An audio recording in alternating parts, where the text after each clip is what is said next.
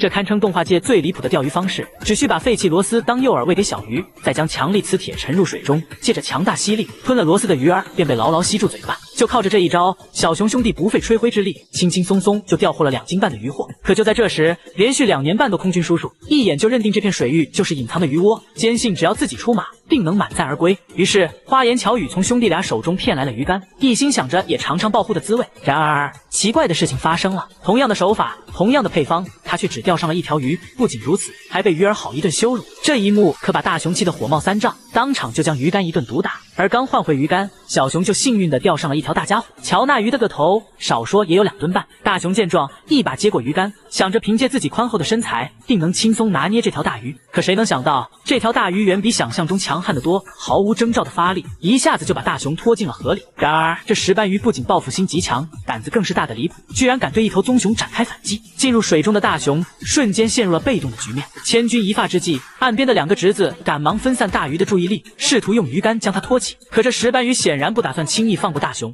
又一次把它逮进水里。此刻的大熊害怕极了，一个劲儿的在水底疲于奔命，这才深刻意识到自己惹上了不该惹的主。好在他眼疾手快，躲进了龟壳里，这才暂时逃过一劫。但乌龟的一室一厅哪能容得下他人鸠占鹊巢，当即就把大熊赶了出来。无奈之下，大熊只得再次慌慌张张的逃窜。此刻小小的河面就像一个热闹非凡的马戏团，一连串高难度动作看得岸边的小熊直冒冷汗。可不一会儿，石斑鱼就把大熊揍得毫无招架之力，而忍无可忍的大熊也无需再忍，东风吹，战鼓擂，蟑螂怕拖鞋，乌龟怕铁锤。说罢就与石斑鱼摆开了擂台。觉醒后的大熊战斗力瞬间爆表，很快就压制住了对手。可这大鱼也不是吃素的，不甘示弱，立马展开反击，一套丝滑的连招下来，不出意外，帅不过2秒半的大熊又被反向拿捏。这精彩的一幕引得一众吃瓜群众纷纷拍手叫好。终究是在石斑鱼的主场，大熊不出意外的被按在地上来回摩擦，这一切都被岸上的小熊看在眼里。为了救叔叔，聪明的小家伙立马想出了一条妙计。只见他迅速跑到枯树洞，二话不说抓住一只臭鼬，一个瞬移来到河边，毫不犹豫的就将其扔进了水里。这玩意儿的威力极其霸道，堪称2里半内无敌手。看台上那些吃瓜鱼儿见状，立马被吓得四散而逃。这霸道的味道让河面像烧开水般炸开了锅，大大小小的鱼儿漫天飞舞。